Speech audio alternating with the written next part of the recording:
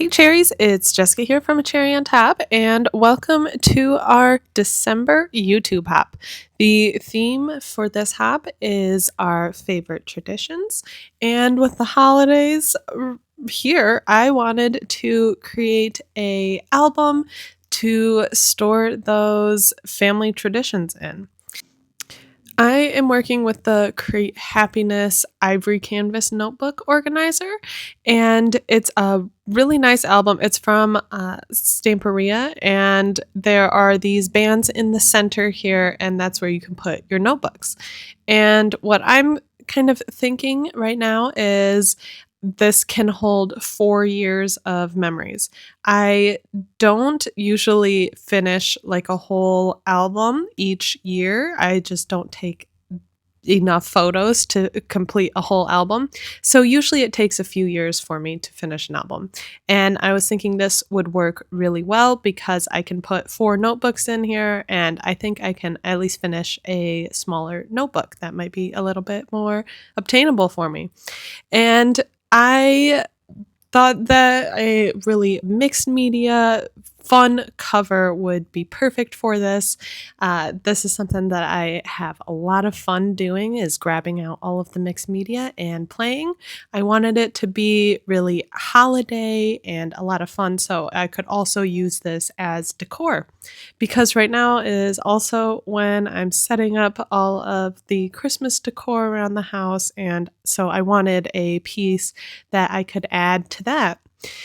So I am starting here with some texture paste and a snowflake stencil. This is a stencil from Stamperia, and I am just adding them on here. I'm doing this as a bit of a base layer and something that it will give a little bit of texture to the album. I love a snowflake stencil. I use snowflake stencils pretty much all through the holidays and winter, so I have quite a few of them. And we're from Michigan, so it gets pretty cold and snowy around here. But I just think that the organicness of snowflakes and a snowstorm, it just feels so wintry to me. So after I have that all covered in the background, I grabbed some chipboard pieces. So I grabbed some from Little Birdie, and this is one from Stamperia. And I really want to build up some texture, so I just grabbed some things that I thought I could work with. This had a square outline or like frame around it, so I decided to cut it up a bit and see how I could make it work. And I didn't really get this design in my head until I started playing with these pieces. And a lot of times that's how creating goes with me. I don't have a everything super planned out, but I just start going with it. I had this metal clock piece, and that will be the centerpiece. And then I have some Christmas metal adornments from Tim Holtz that I am using on here as well.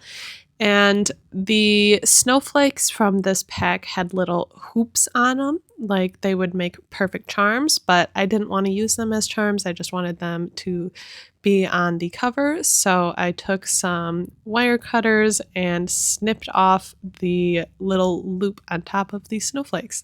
They came off pretty easily, but I will warn you, maybe wear some glasses because they did shoot off. Like when I clipped them, they will shoot far. So yeah, maybe wear glasses if you're doing that. And now I'm just gluing everything down. I'm using some Nouveau Deluxe adhesive. This is a go-to adhesive, and I know it works well. And I always err on the side of using too much adhesive just because I really want to make sure everything is really stuck down. If there's anywhere where I ended up using too much glue, I just take a paintbrush and dab it around, and then it's not really an issue. I find that the metal pieces usually take longer to dry, so you do have to be a little bit patient. You could also bring out a heat tool, which is what I do because I am not very patient, and then it's not really an issue either. Um, After I have all of my pieces on here and they're secured and fully dry, I grab some gesso and I am gessoing over everything. And gesso is a really important step because it creates a really nice ground for the paint that I'll put on top of it.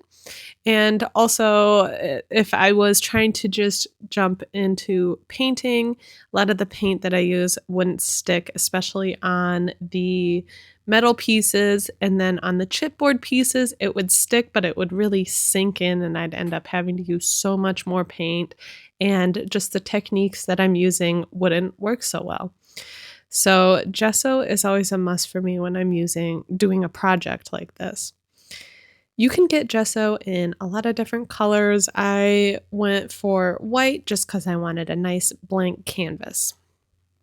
Now I am starting to squeeze out the paints that I'm using. The colored paints that I'm using are liquid acrylics from Prima. I really enjoy using these. I think they are so much fun. And then I grabbed a more neutral color that I decided to paint over the entire album with. And this is a neutral from Stamperia. And I ended up now knowing what the end product looks like. I didn't really have to do this step because I didn't end up really seeing any of this, but I wasn't sure how the painting would go or if I would want to have more white space. But I ended up going pretty full color with the liquid acrylics. So you can add this step or not if you're trying to replicate this that I'm doing. So with the liquid acrylics, it's really nice paint because it acts like watercolor. So you can add a lot of water to it and get it really flowy, which works really well with getting in these crevices. But when it dries, it's permanent, which makes it like an acrylic. So I think that's a bit of the best of both worlds. And I do work really wet when I'm using these, and I like to layer up the color as I go. And I grabbed a few different colors for the reds. I have magenta and crimson. Both of them ended up looking a bit more pink than I thought, but I just went with it. And then even I got a little bit of purples when it mixed with the greens. And for the greens, I have emerald and avocado green. So whatever your vibe is for the holidays, you could add in those colors. If you like more of a wintry blue Christmas, you could definitely do that. And I think that would be beautiful too. I decided for the front cover to have the colors kind of sectioned off by where those lines underneath my clock watch are. So it's a bit like a festive pinwheel. And then for the back side, I am just adding color where I think it needs to be. I was nervous going into this because usually if you mix red and green together, you end up with a mucky brown, and that was not the vibe I was going for. But I kept them separated enough where I think it worked out. I wanted a bit more punch of red and less pinky, so I grabbed this lumberjack plaid from Tim Holtz to add on here just so it would feel a bit more red. And now the magic really comes to play. I am using wax, and this is a gold wax. And I am just putting a little bit on my finger and then rubbing it around all of the raised surfaces. And this is really what starts to bring out all of the layers that I have on here. And I think this is like the element that just makes the album. So everything that was kind of hidden under all the paint is just brought to life. and it's so easy to apply. You can always add more. I would err on just adding light layers at a time, because once you lay down this wax, it is really hard to take it back. So I just put a little bit on my finger, and I use my finger because the warmth from your body helps it melt on and apply a bit easier. And then also you can be really careful on where it goes. So all you need is a little bit on your finger and just start rubbing. I rubbed it over all the raised areas and then also around all of the edges. I even went over all of the snowflakes that I put on with the texture paste that were pretty hidden, and now you can see them again. I decided to put a pretty prima flower in the center of this clock, and then I'm cutting out a circle piece of acetate. It was not even close to being a perfect circle, but I just plopped it in there and it was fine. I did not even glue this piece of acetate in there. It's just set in. And so far, it's been fine. And I thought I needed a little something else, so I am gluing some pearls here and there around the cover. And I think this is just really starting to look magical, and I can't wait to start working in it. I want to continue this really heavy mixed media look through the pages as well.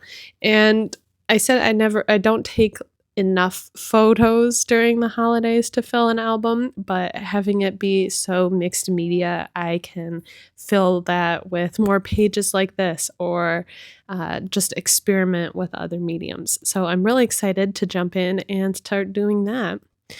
The final step here was to add some white speckles throughout the front and back cover, and I really went heavy with them and added a lot. You saw I had decided to tape off the inside. I knew it would be a big mess in there if I didn't, so I was really glad that I did that step. And then this is pretty much all done. You can see I put in a couple albums. I put in an A5 one, and then there was also a small one that I threw in there. I like the different size variation and how that looks. And I want to say make sure to check out the rest of the YouTube hop. Leave a comment on this video for a chance to win $25 A Cherry on Top gift cards. And thanks for watching.